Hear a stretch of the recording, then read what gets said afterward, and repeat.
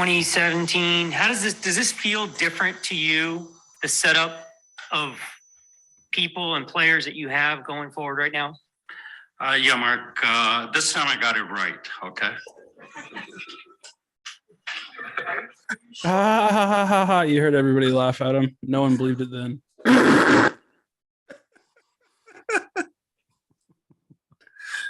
All right. Well, welcome to the bold take. Wait. Before we get started, you guys mind if I have a little bit of leftover birthday cake while we record? No, it's a time of celebration, you know? Yeah, dude, celebrate, my guy. Celebrate, and you can have your cake and fire your coach too. Whatever works. Thank you. Yeah, that's good. You deserve it, buddy. You deserve it. You know what? Have another piece of cake. It's that kind of day. Fuck it. Hey, dipshit, eat your fucking birthday cake. Don't kick me. Please don't kick me. Make your fucking kicks. I mean, of all the shit that he did, that had to have been the least flagrant, right? Like, I kind of felt that part. Like, it's like honestly, a lot of the stuff he was doing, like telling the receivers they suck, and telling the assistant coaches they suck, and telling Josh Lambo he sucks. I mean, I don't think anyone disagreed with it, but because he was literally such a shitbag everywhere else, it made all that stuff that much worse that when you heard it, you were like, man, fuck that guy, versus like, yeah, he's right. Like, yeah, I think it's that. It's his track record of being a schmuck. Definitely was like part of it. But the other part of it was like, we had all gotten to the point just as fans, right? Mm-hmm. As fans and as observers, we had all gotten to the point where we're like, this dude is just straight full of shit. He doesn't know what the fuck he's doing. He doesn't know what's going on at all. So like, those are all different things, right? Really on the spectrum, not knowing what's going on, not knowing what he's doing. Yes. But he also is full of shit. Because at times he was trying to make it sound like, right? So you can not know what's going on and you can not know what you're doing, but you don't have to be full of shit too. Like that's kind of the part where you lost me. So there's that. But the greater point here to look back upon and shake our heads at is that if we being the fans, the collective fan base, if we all knew after 14 weeks or whatever, 13 weeks, that he was totally full of shit and that he didn't know what he was doing and he didn't even know what was going on at the time, don't you think the fucking players did? We literally watched him for like 4 hours on Sundays on screen and then listened to him a couple times during the week in press conferences, and we're all like, this guy doesn't have a fucking clue. He doesn't have he doesn't have the slightest fucking clue what's going on. We are all fucked. So if we felt that way, what do you think the people sitting in the meeting, Roy Roberts and Adam Glancis, everybody on the Phoenix Cardinals.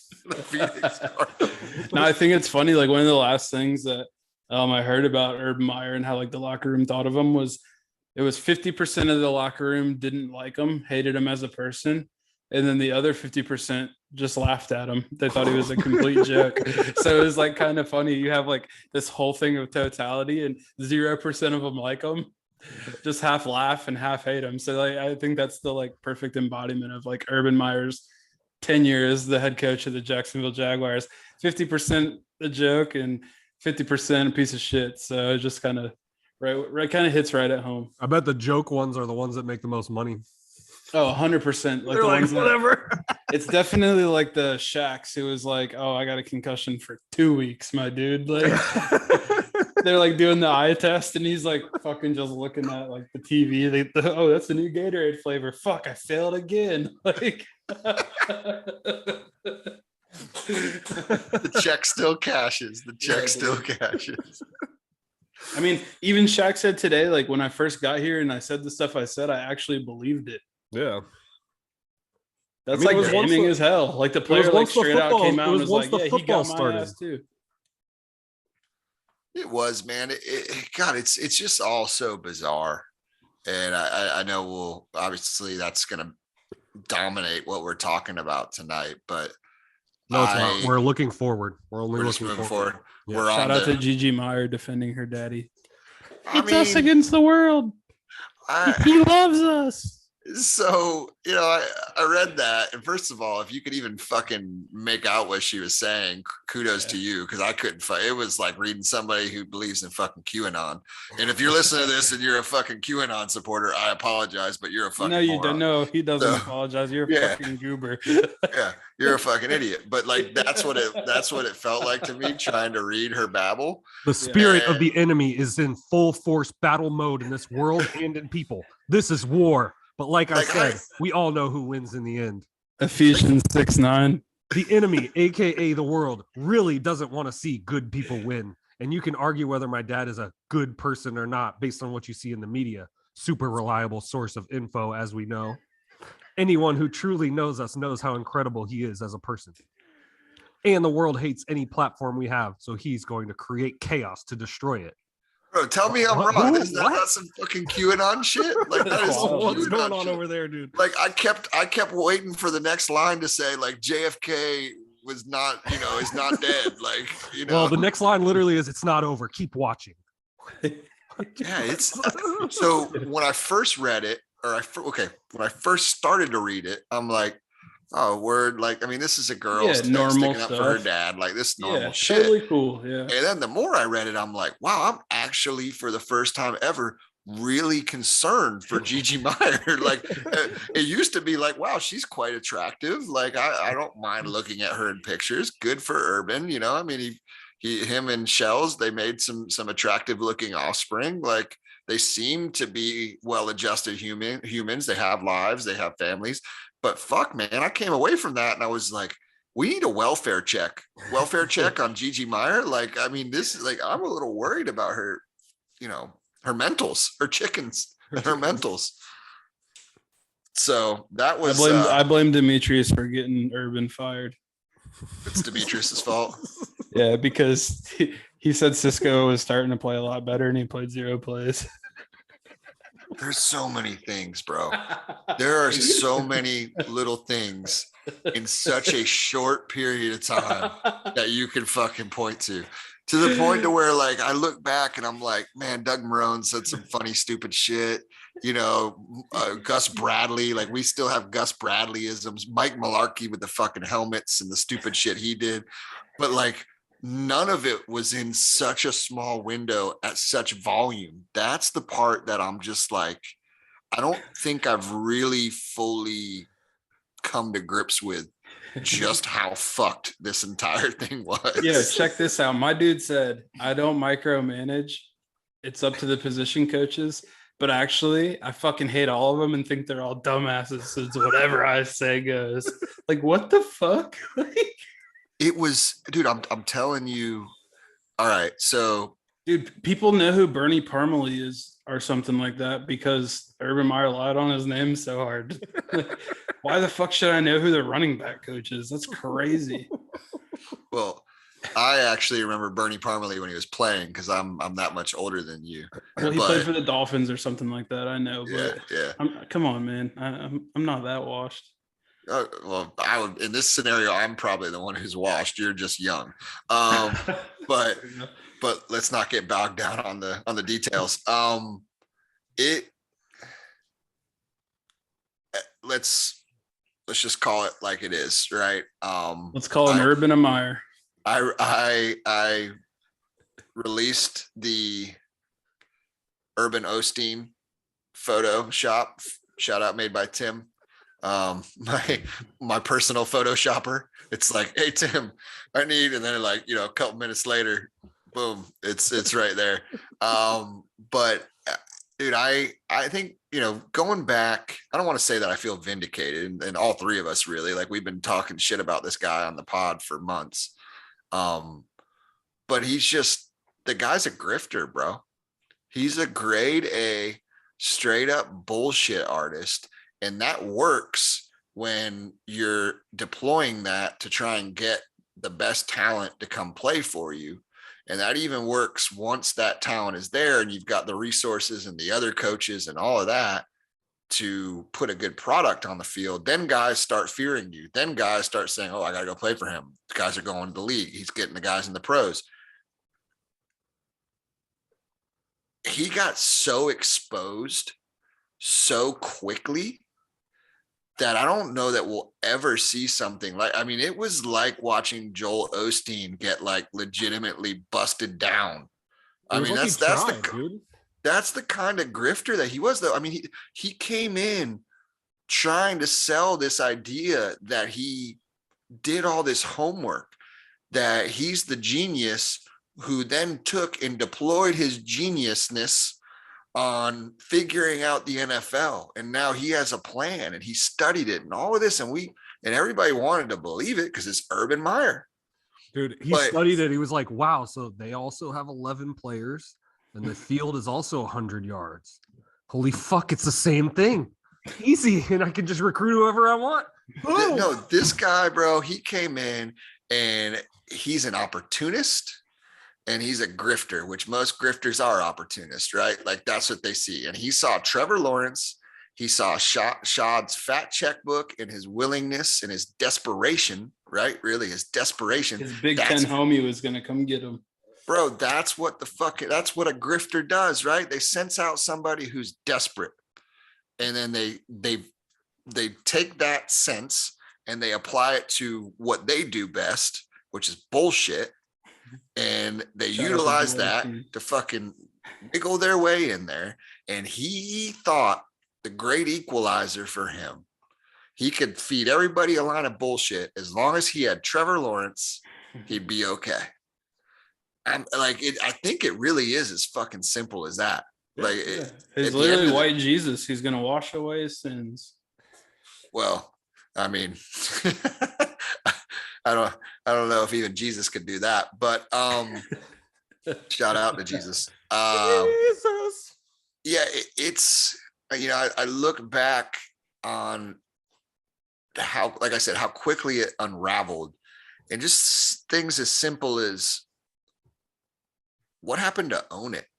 You know, I mean, this guy literally, like, your platform and your values that you were trying to build this program, this organization upon, were so flimsy that, like, you started out with all these buzzwords, which is what fucking grifters do, right? Like, I mean, I hate all these self-help gurus and these people who write these books. There's a guy here locally that John something or other, everybody freaking retweets him.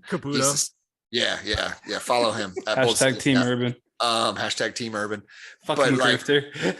It's dude, that was for the cause. But like, I hate all that stuff, man. I hate it with a passion, because I feel like what it is at its core is it's taking advantage of fucking vulnerable people. And that is, man, for it to fall apart, for you to have these pillars that you talk about, and for those pillars to come crashing down so quickly. No, never mind, my bad. Oh boy. Oh my goodness. Somebody say pill. Pill Nye, the Urban Meyer guy. Anyway, you got to go all the way to the Phoenix Cardinals to get those. And the Baltimore Colts. But that's kind of like, the fact that Urban Meyer was an asshole and was hard on coaches, hard on players, not surprising to anyone. Hard on his mistress. Well, maybe not. Maybe he wasn't. But that to me is where I just get so lost with it. You know what I mean? Like, if it wasn't going to work from a coaching perspective, fine. If he didn't have the chops, the X's and O's, if he didn't have the passion and the energy to actually roll up the sleeves and figure out the league and get it done, fine. But the fact that you, like, your values and your principles that you came in, he did the complete opposite of them. But just not just that, but just like, I mean, he didn't mention own it after like week 2. After the football disappeared, all of the graphics disappeared, the polos disappeared. Shows crazy. It's intentional, bro. He's like, I'm not owning shit, bro. If you go to Hope's Closet, they probably got like 1 million own it polos in that bitch for like $8 a piece. Talk about another grift, but anyway, keep going. It's yeah, it's uncanny is what it really is. Great grift. I I mean, you got to give him credit. Great grift. it was Would have been better if he didn't. If he gets all the money, if he has to get it all paid out, that'd be an outstanding grift. yeah, good luck with that. I think I'm sure that they'll probably settle. Yeah, They'll settle for some smaller $6.9. Fuck that loser. 6.9. Yeah, he doesn't like. If we're being honest, he doesn't deserve a fucking dime. I would It give him a was- firing squad, like straight up Tommy gun, like just fucking. Just you want Shad to just go Scarface on him. Might as well. Say Yeah. hello to my little friend. I happen to like their coffee. Like, Okay, If you do that, you got to do it on the boat. yeah, Like a dude, and then kick them off 007. into the St. John's and watch them just sink to the bottom. that's The it. 007 level.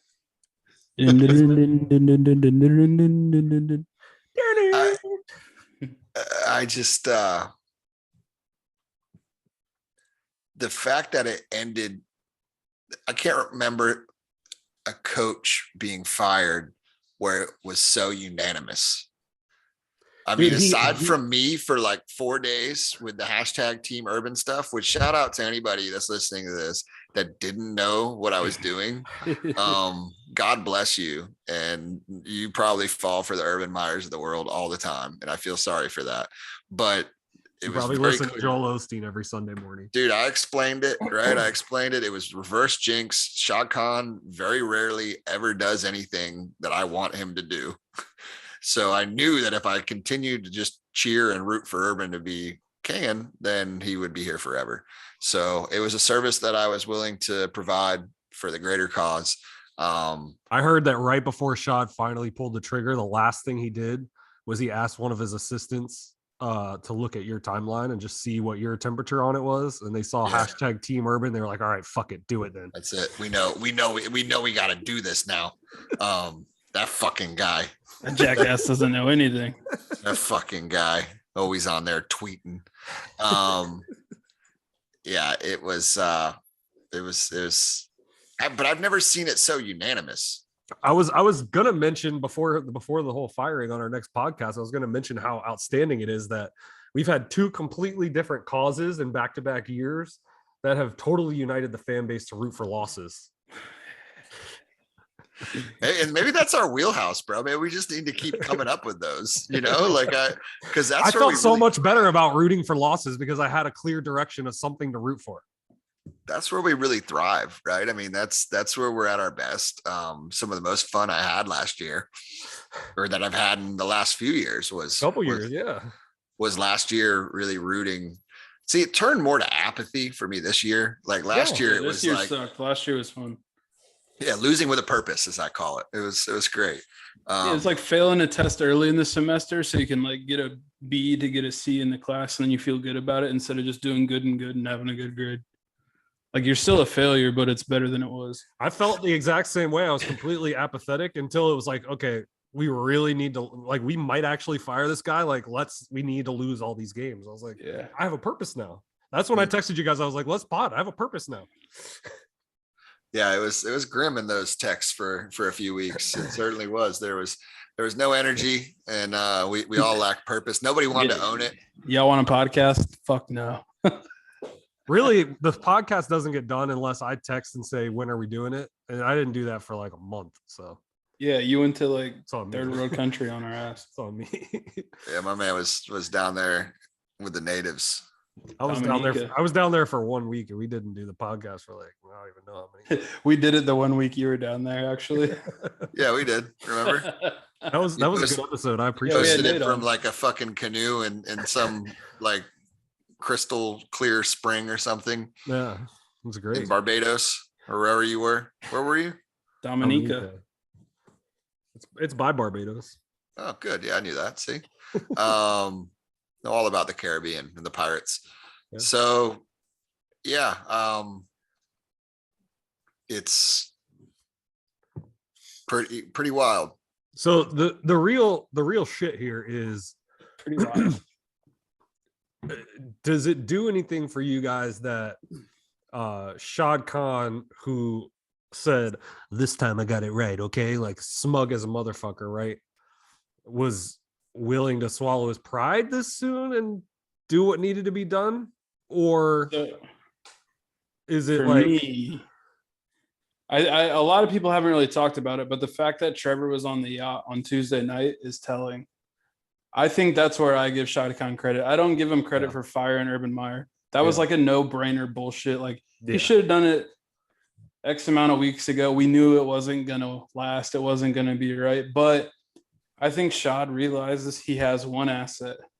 It's not Josh Allen. It's not James Robinson. It's not Joe Cullen, who looks like he's the first coach in 10 years.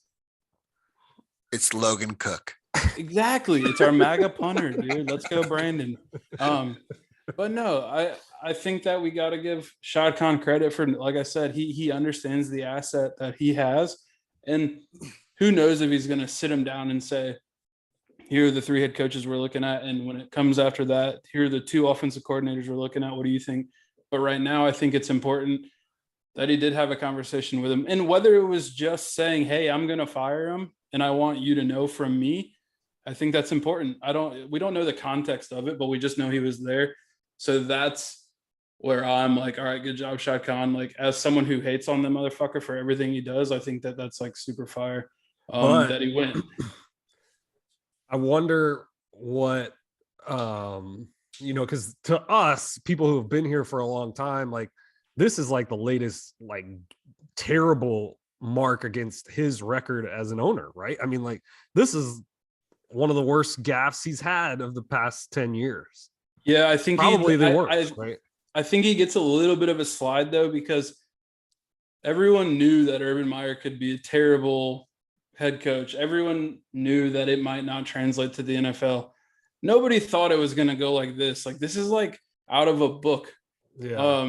Sean Payton, who's played by Paul Blart, would have been a better coach in Jacksonville than Urban Meyer. And none of us thought that was capable. We thought we were going to get at worst better football, better coach team. And if we didn't win down the road, like obviously it's Jacksonville Jaguar shit. Like it is what it is. But man, we got like crazy stuff, man. Like that, like Cap was saying, in 13 weeks, there's so many stories that you can look and like laugh at and point at, from not knowing a player's name to kicking the fucking kicker.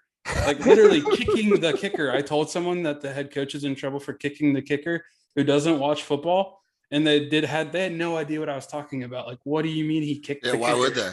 Yeah. Like, so it's just kind of funny. Like he was so bad to an extreme that like, I mean, obviously it's a bad hire because of how bad it was, but like, I don't know. It just seemed, it seemed like, you went and you bought like the $100 firework pack and it was a dud and you didn't know it until it was dark on the 4th of July, and you can't do anything about it at this point, except throw it away and come back next year and hope it's better. Yeah, I think so. The analogy that I was making earlier when I was thinking about this with Urban, and when you asked the question, like, how could it go so wrong, is, and I like this analogy because I think most of us have experienced it in our lives, professionally, that usually. And Urban was that guy who was able to make it to a certain level by doing enough, but also like faking it till you make it, right? Mm-hmm. And a lot of times what happens with those types of people is when they make it to like the highest level, or they make it to a level to where they maybe aren't prepared and they aren't ready for, they get exposed.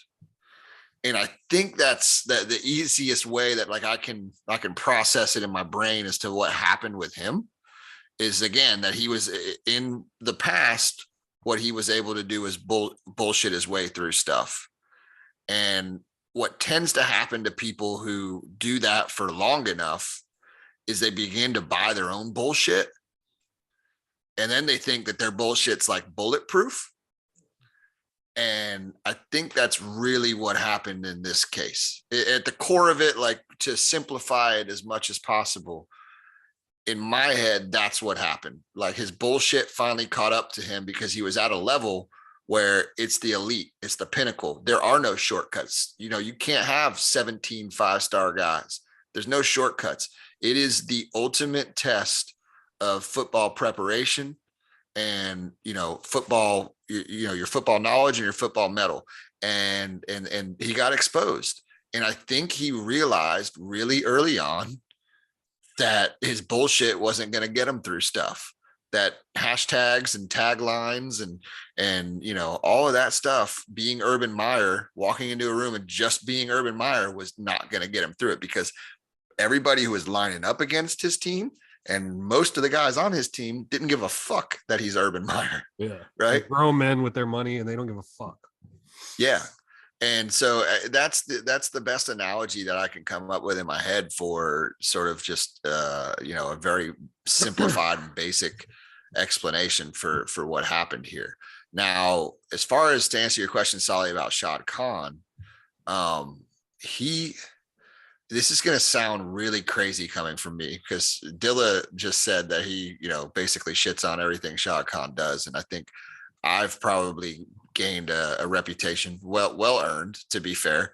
But I've probably gained the reputation of being somebody that's super hard on Shad Khan, right? It's you and Nate Monroe. Yeah. I always know that when I fire off a Shad Khan tweet, Nate Monroe favorites it really quickly. I'm like, oh boy, that might be too spicy. But shout out Nate.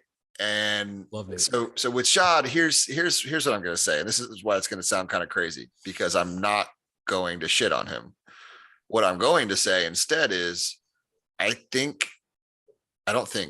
know in my heart, in my brain, he's got to be more involved.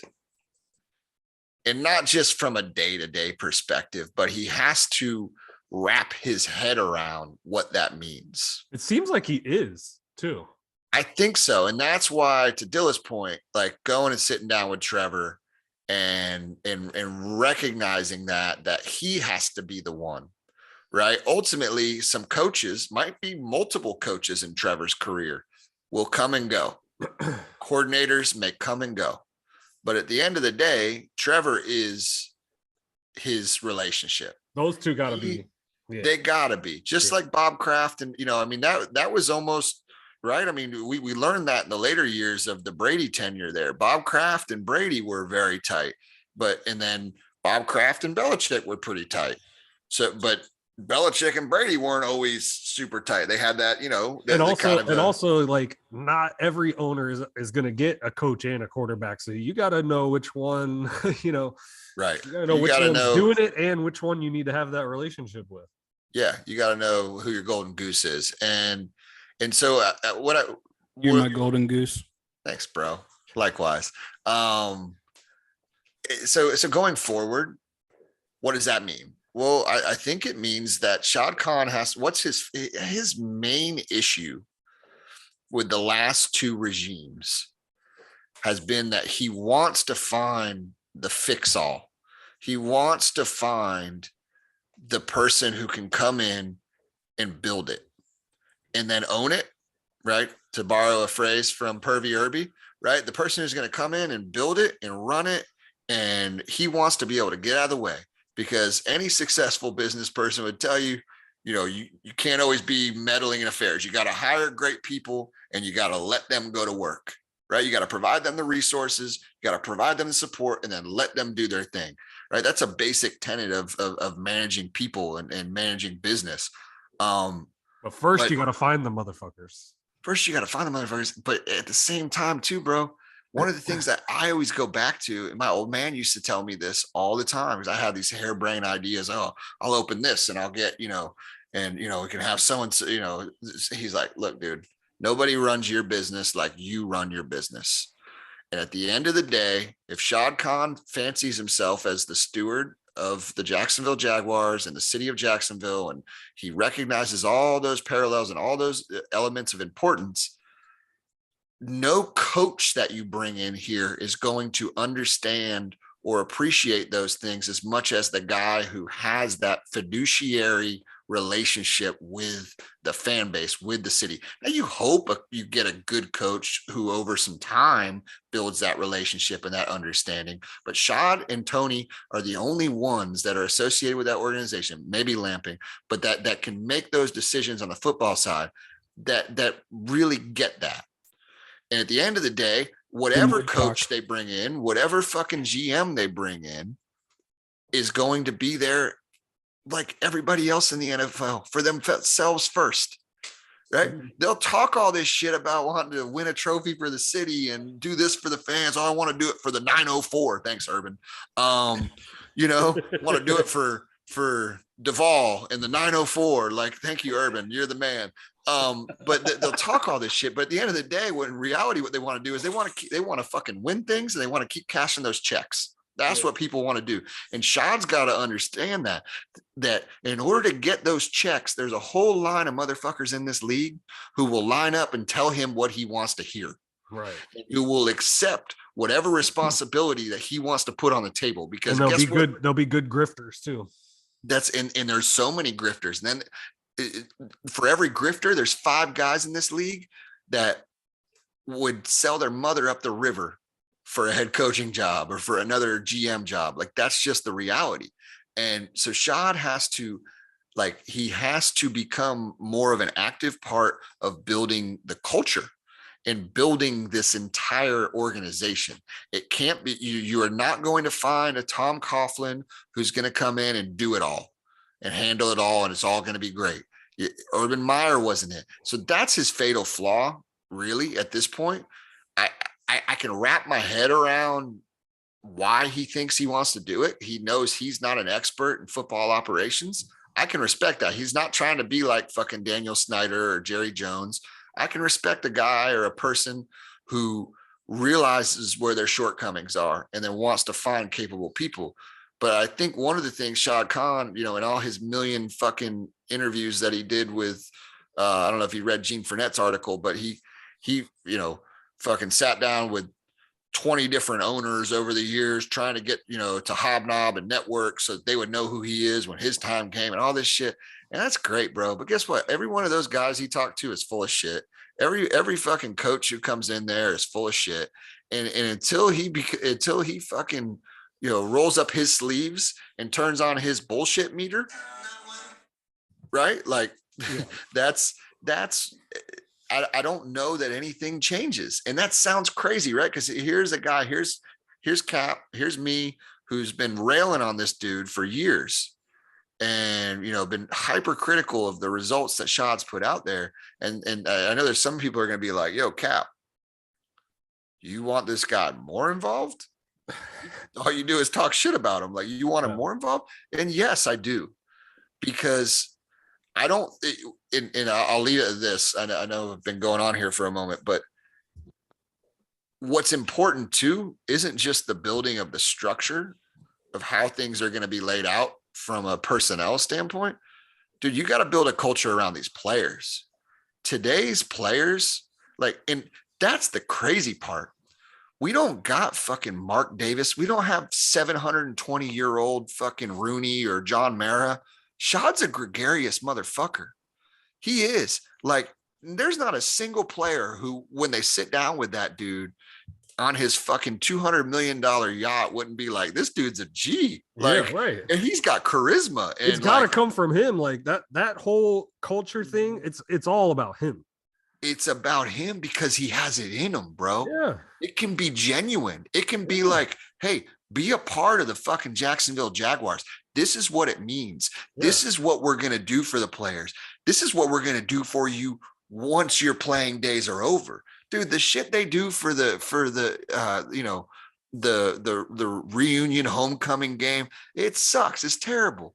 He should be rolling out the motherfucking red carpet. That's how you build culture. And to me, that's the most frustrating thing of all of this is like, here's a guy who's more successful than any of us will ever be able to fathom in a business world and all of these things.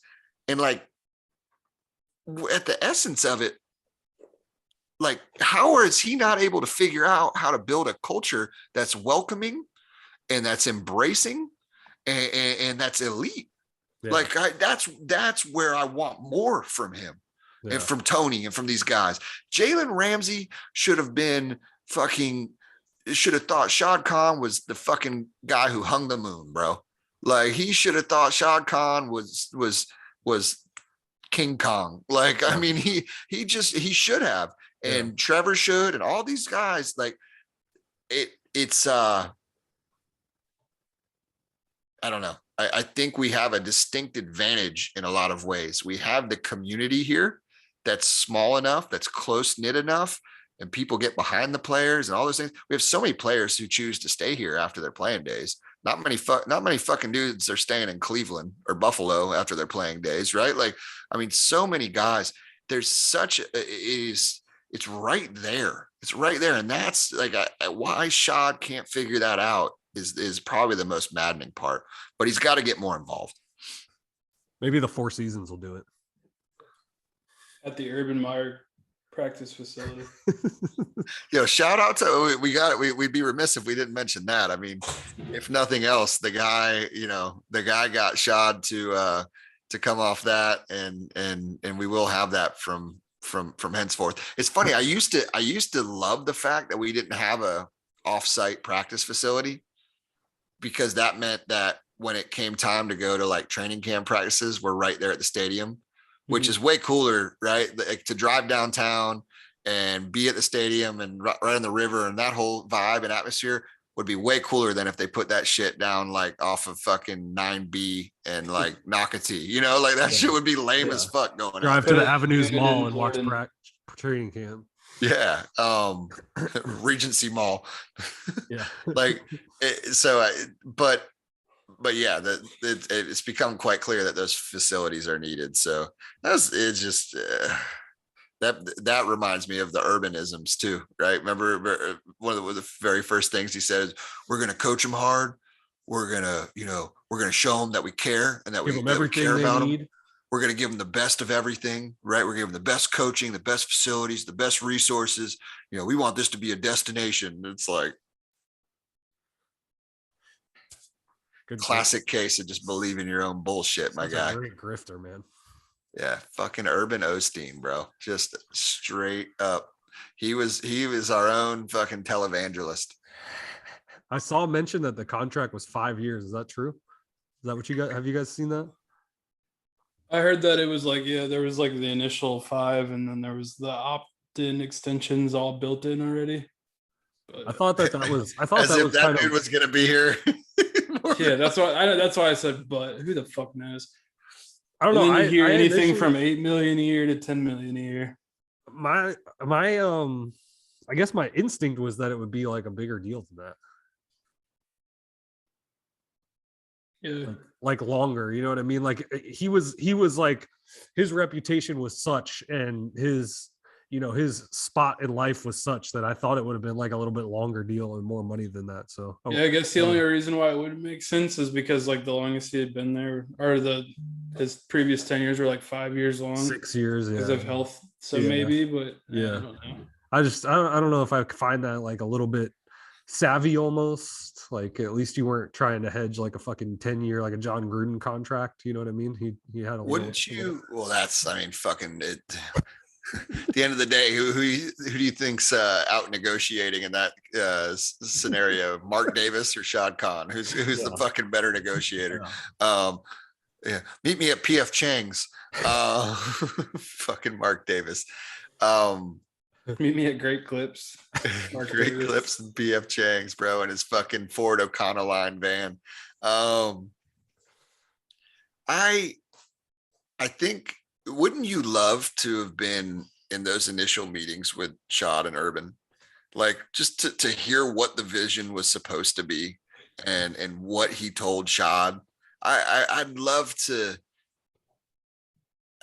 I don't know, maybe it's the masochist in me, and we should probably just all move on. But I keep thinking about that. It's like, how did he grift him so bad? Like, I think it was just like, hey, do you want to come coach Trevor Lawrence? And he was like, yep, I'll bring the bullshit. That's it. That's that was it, huh? They knew each other before, right? You know who he is. Like, I don't think it was like fucking, like if I'm interviewing somebody at my fucking job, you know what I mean? Well, I've been harping on that shit for months, right? Like, what was the plan? And that's like, anybody who comes into this motherfucker, that's what I want to see. And if there wasn't a comprehensive plan laid out, then like, what the fuck are we even doing here? I mean, you can't What's go the into fucking Solly's question? bank right now and get a fucking business loan without a business plan. Like, you Yeah. telling me that like Shad's just handing out $9 million a year to motherfuckers who just slap their resume down and no plan? Like, I'm there applying had for to the have been- coaching job. Yeah, and that's what frustrated me is like from day one that never fooled me. That never fooled me. Once I saw who he was hiring, we talked about that with Nate Tice, right? Like once I saw who he was hiring, the shit just didn't make sense. It didn't strike me as a guy who had this fucking grandiose plan about how to build this thing. Because I saw that. I don't know if it was Albert Breer or somebody was like, oh, he didn't have a chance to really, put it all together the way that I'm sure he wanted to. And I'm just like, dude, we could have let him stay here until Dilla was 49 and nothing would have changed. That dude never would have had a plan. He would have My ended dude up was hiring making Dillon as fucking a cookies offensive- without eggs. The guy was fucking toast. That shit was gonna be trash the whole time. It didn't matter. It was only going to get worse, not better. Yeah. It really was, man. Once it's like that old adage that you tell your kids, like you get caught in a lie. Like, don't lie your way out of it. That motherfucker just kept lying every week. He was just, and shit just kept snowballing and snowballing. Yeah. I did not have relations with that woman. Okay. My guy was trying to tuck his boner into the fucking bar stool. Like, come on, bro, chill. He's belt tucking it. Yeah, he was pushing it down the Down to the side. Like, Yeah, yeah. top to bottom. You haven't lived if you haven't done that. Living right now. Are you? Good for you, bro. This conversation got you fired It's up. fucking, I you love guys it. got me fucking heated. Oh my goodness. Oh my goodness. So yeah, I don't know. It's wild to think that here we are in December and we're talking about new coaches again. You guys want? I was going to say, you guys want to play the Vegas odds on the next coach game? Yeah. First Give of me, all, wouldn't it be amazing? So Urban got hired. Yeah, here, we're right? Solly over here. Give me Jim Caldwell plus 1,000. That's easy money. So Urban, that was actually correct. He's been peeping the lines. I'm watching. Yeah. I did. I fucking know exactly what they all are. So Urban got hired here, right? He buys a house in one of those country clubs, right? Mhm. And they do a story. They do a story about how it used to be David Garrard's house, right? So wouldn't it be amazing if Byron Leftwich replaced Urban Meyer, who replaced David Garrard in his house? After David Yeah, Garrard Byron replaced Byron Leftwich. Leftwich. Byron Leftwich finally replaces David Garrard back. You see? The Is only Byron real way I Leftwich- think that Byron Leftwich would replace David Garrard is if when Byron Leftwich becomes our head coach, gets fired for being a total failure and opens up a couple gyms that close a couple years later. That's the closest he's going to get to replacing David Garrard in town. What if Byron bought the same house? I don't probably have a fucking table with a bunch of pictures on it. I didn't know. Oh, shit. There's so many warning signs, bro. There's so many warning signs. It's like every instance we just laugh about some dumb shit that these motherfuckers did while they were here. Like with Urban, there's so many compounded in such a short amount of time. It's like, Yeah, dude. It's 14 weeks of a comedy sketch. Yeah, it was hilarious. except for in the moment, it wasn't that funny. All the No, people, but now all the it is. people around the league, like national writers that aren't like the fucking main guys or whatever, you can tell they've just gotten such a kick out of it. The whole thing has been entertainment to them. It's funny because I remember as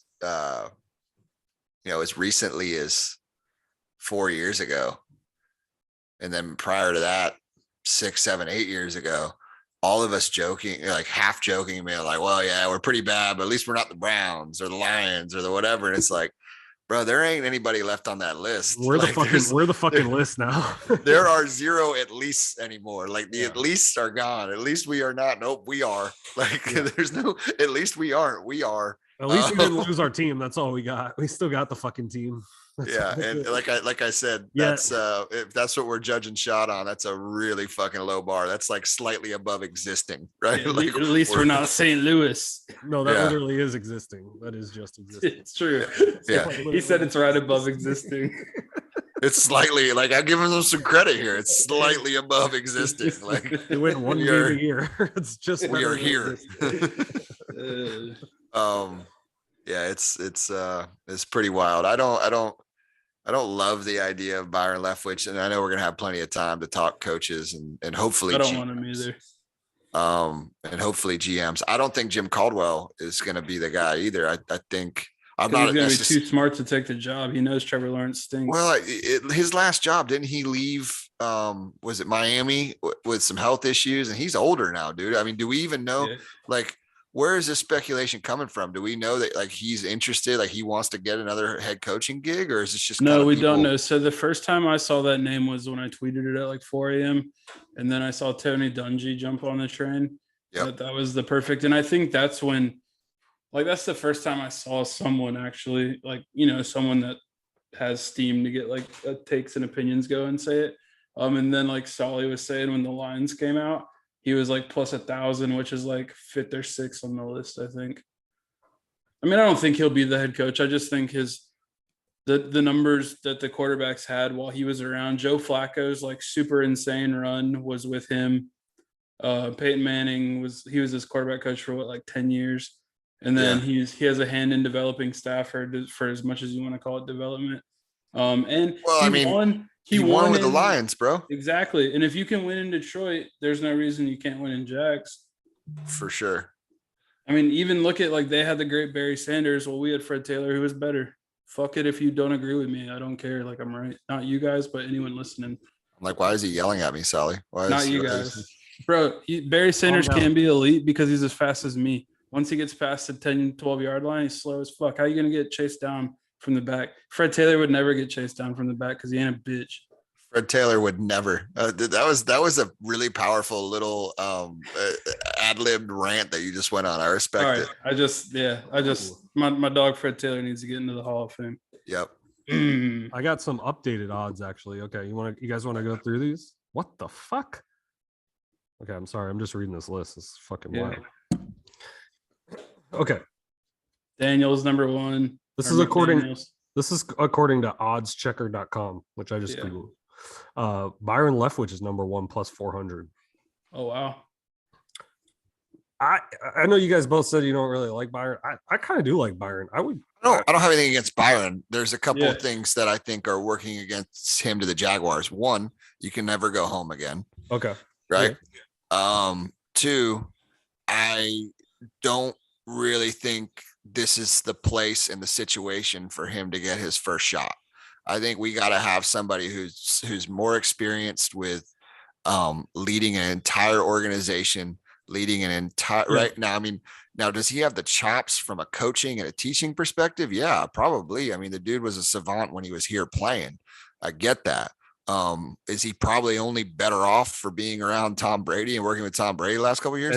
And Yeah. Arians. Absolutely. Well, yeah. Now, see, if the question was, can we have Bruce Arians? I'd be the first fucking Yeah. one to get on the plane Oh, and go we're not gonna kidnap get- him. We're not. No, gonna I do know it that. before I know that. that. So with that said, I'm looking at more of the guys who are, a name that got tossed out today. I don't know if he's on the list, but I'd even be interested in Marvin Lewis.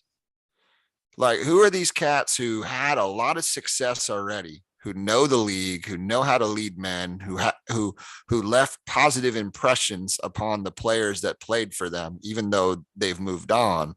Like, those are the guys that I think you got to target right now. Because again, no one, when they're thinking about the next coach, should have grandiose ideas about winning divisions and Super Bowls and shit. That shouldn't, like, the goal for this next coach should be to come in, help continue to develop Trevor Lawrence, and to get us to fucking mediocrity. Like, that's mission critical at this point. Get If us we don't to go to the playoffs next year, he should be fired too. what's But that? If the next coach doesn't take us to the playoffs next year, he should be fired too. Well, bro, the playoffs now are like, I mean, it's like fucking ESE football. Like, We haven't everybody been gets to the in. playoffs since 2017. If we don't go next year, the next coach is a failure. It's because making the playoffs now is like a participation trophy. Like, that's the saddest part about where we are this year, is that in a year where there's been the most, like, I mean, there's even more parity in the league, because at this point in the season, more teams are in on it because of that Yeah. extra playoff team. Yeah, And we're not adding even- COVID and like random ass rosters and weird ass people aren't playing games. Like, the Browns are missing Baker Mayfield and whoever the backup is, Case Keenum. Yeah. Like, that's crazy at this point in the year in the playoff hunt. They're literally missing their first and second quarterback. And guess what? All of those things matter to about 27 teams in the league. We Yeah. just ain't one of the 27, bro. Yeah, because we're lucky and all of our guys follow protocol and we don't have a COVID outbreak. Oh no, I meant more along No, the lines of, I'm fucking oh, with you. I know. I know what you mean. I'm fucking with you. I'm like, wait a minute. That isn't where I was going with that. Yeah, anyway, that's for me when it comes to the coach is, you know, who can get us to mediocrity, to being competitive. You know, But I do think that Byron has all those characteristics that you're talking about to become like a Marvin Lewis, a Jim Caldwell type of person. He thing just is, we hasn't done don't- it before. yeah, we don't know. And this is a fucked up enough situation and culture and, you know, a talent deficient enough roster to where, you know, it's going to be a hard sell for me to bring in somebody who's never been a head coach before. It's just going to be with everything that's jacked up. And you would think we still have enough pull to get somebody. with Well, some because all right, experience let's put it this way. with some chops. Why I do think we'll be the number one job. Yeah. why do people fall in love with the up and coming coordinator? Why do they? Because they score points or they prevent points, and they usually make a deep run into the playoffs, and everyone falls in love with the playoff team. Right. Well, And also because you've never seen them fail. never seen them fail. And what are they hoping though? They're hoping that it's going to be what? The next Sean Belichick. McVay. Yeah. Yeah, or McVay or whatever, right? That's Yeah. what they're hoping. Yeah. Now, in reality, like you're hoping that by hiring the up and comer, you're hoping that you're going for a home run.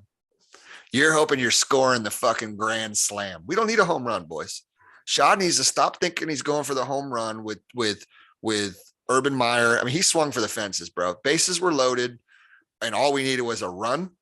He could have hit a sack fly, a fucking base hit, a double, and my man was up there just taking huge hacks. And he didn't need to. You got Trevor Lawrence, you got $9 billion in cap space. Just get us to mediocrity, my guy. Like just lay down a suicide squeeze. I'd rather you do that than fucking go for the grand slam. We don't need it. Well, if We you don't don't need it. if you don't like the Byron Leftwich style, then you're not gonna like Kellen Moore, who's second at plus 500, Daryl Bevel, who's third at plus 550, Eric Bieniemy, who's fourth at plus 700, Joe Brady, who's fifth at plus 700. None of those guys will be the head coach. I'll tell you right now. Yeah.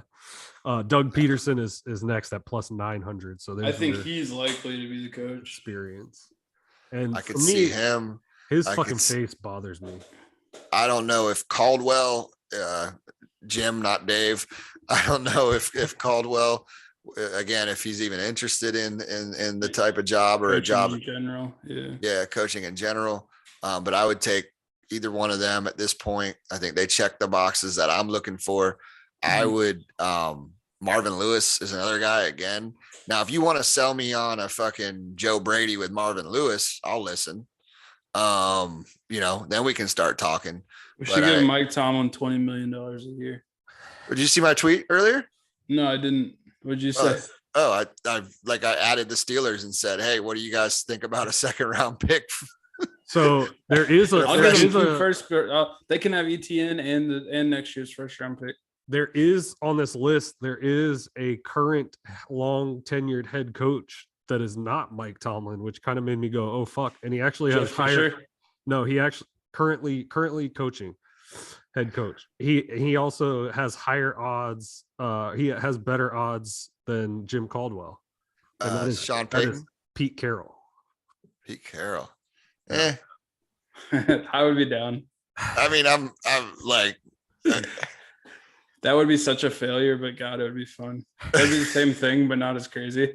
I mean, Could you imagine having Gus Bradley and then follow it? Like, I mean, Could you imagine Having him Darryl making Bevell and his then defensive follow- coordinator hire and he hires the Lions D-line coach Todd Wash? yeah, I'm good on that. I'd love Sean Payton if we're talking trading a pick for a coach. Also on here is the same odds as Josh McDaniels, plus 1,400 for Josh McDaniels and Pete Carroll. What's your take on McDaniels, Stilla? I don't know. It's I think his X's and O's are elite. I think it's scary because of like what he was before. I think it's scary that he took a job and then backed out. Like, I mean, if you have some sketchy feelings in a place that somehow is much more stable with a crackpot owner like Indy, and you get scared, like what's going to happen when you come down to Jacksonville and you smell low tide? Like you're gonna be like, what the fuck did I get myself into? Like, you know what I mean? Yeah. So, I mean, that would have to be one where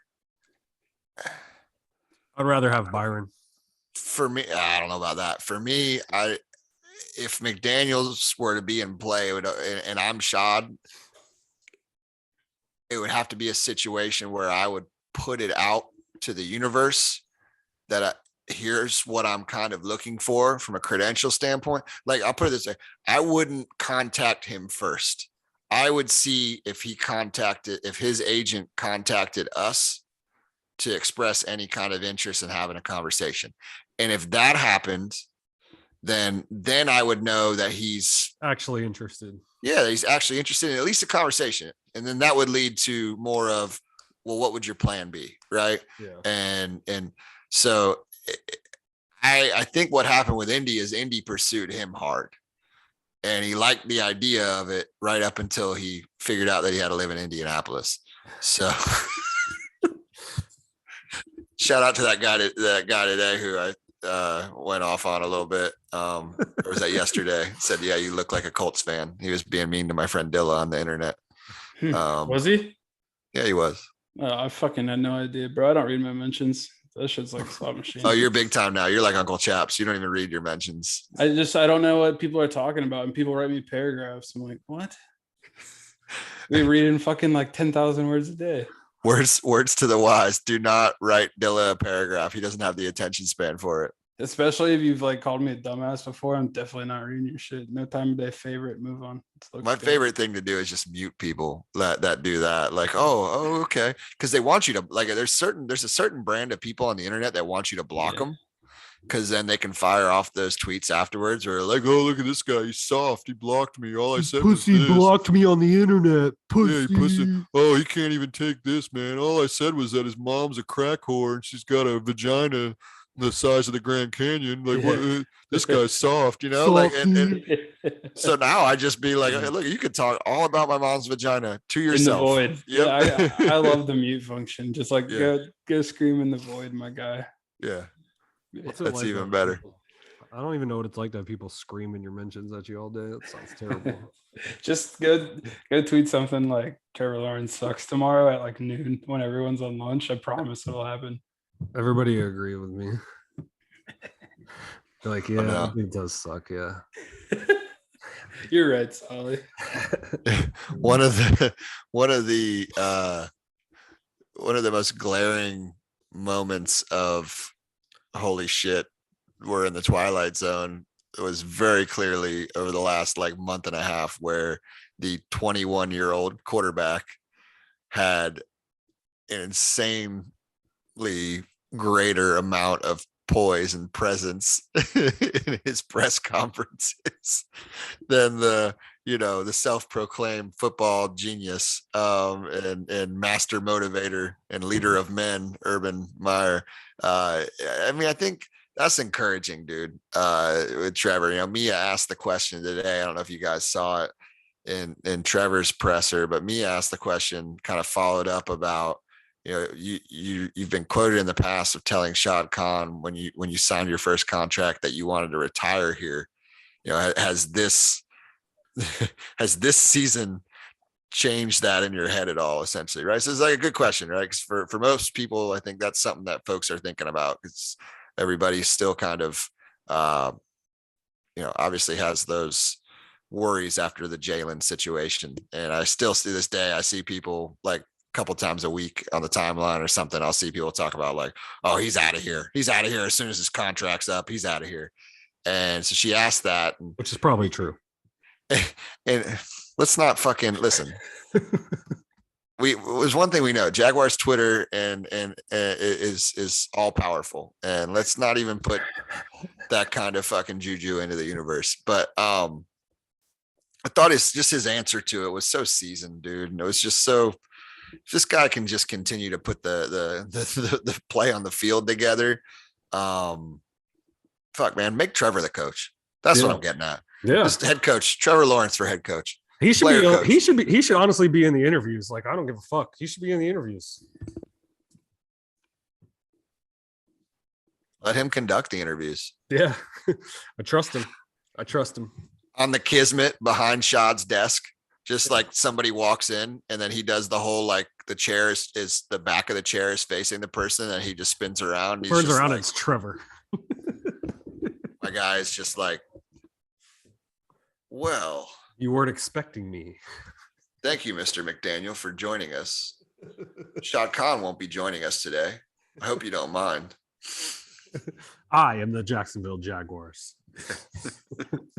I happen to like their coffee. So we've lost Dilla. He's we've lost him. The timeline. He's on Twitter. He's probably conducting a Twitter space right now with Mia O'Brien. There's two more people that we have to talk about. One, I just want to talk about for 1 second. I just want to say, if it happens, rest in peace to Joe Cullen. I'm really sad that he's going to be gone. I love Joe Cullen. And number two, we have to talk about how do we get Trent Baalke the fuck out of here? Okay. Is Trent Baalke going to be the fuck out of here? And if not, how do we get Trent Baalke? Do we need to do Team Trent? Like how do we hashtag Team Trent? I'm prepared to do hashtag Team Trent. The I will go all in on hashtag Team. My forces have already been mobilized. Dell, if you're listening to this, we're gonna need you for Team Trent. We can deploy all resources if needed. I think Dilla would tell you that he's hearing whispers of Baalke being gone as well. That's what I've heard. I don't know how you don't do that, but the troops stand at the ready.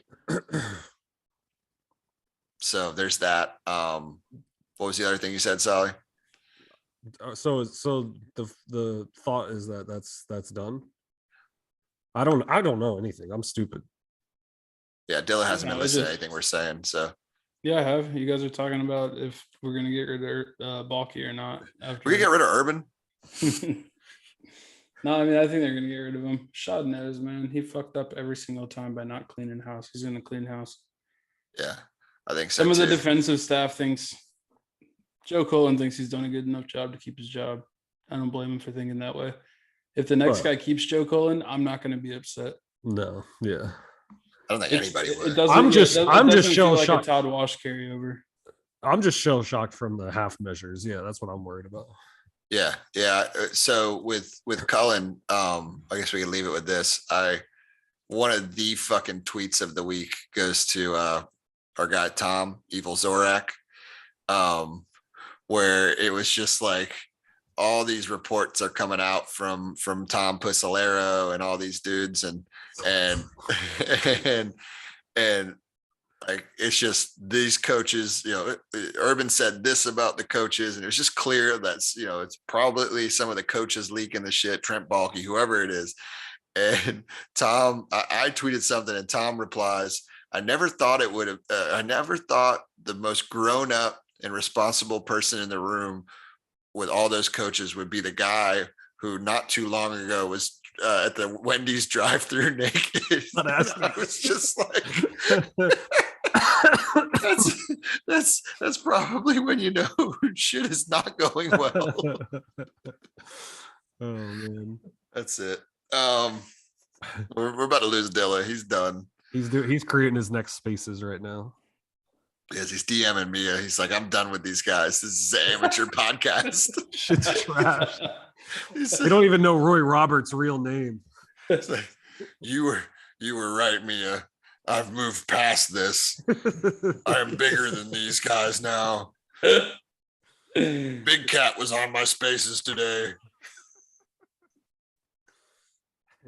Hey Dylan, speaking of that, you think we can get Big Cat on the pod now that you guys are BFF or what? Yeah, I'm sure. Just holler at our boy Chaps. I'm sure he can make it happen. Chaps could get us Urban Meyer on the pod. Heard they're big boys. Well, Doug Marrone probably won't be coaching the O-line at Alabama anymore. I wonder what he's doing. Oh, Tad promised he was going to get us Doug Marrone. Remember? Yeah. I remember. And then Tad left. Tad, we're gonna cash that. We're gonna cash that in, Tad, if you're listening. Rest in peace, Tad. R.I.P. Yeah. Well, we got a couple more guests before the season's over that we'll bring on. You do? Yeah. Sweet. And I mean, let's be real. Guest number one, the ultimate get for us or for me is Fred Taylor. Like, I want fucking Fred Taylor on this podcast. He knows how to podcast. I've seen him. He has one. I know. I mean, think about how much we could help him promote his podcast. Dilla has thousands of people on his spaces, Fred. Like, we can get you some serious numbers on I Am Athlete. Like, he would drive so much traffic to I Am Athlete that's never heard of it before. It's not even. I'm just saying. That's right. Anyway, all right.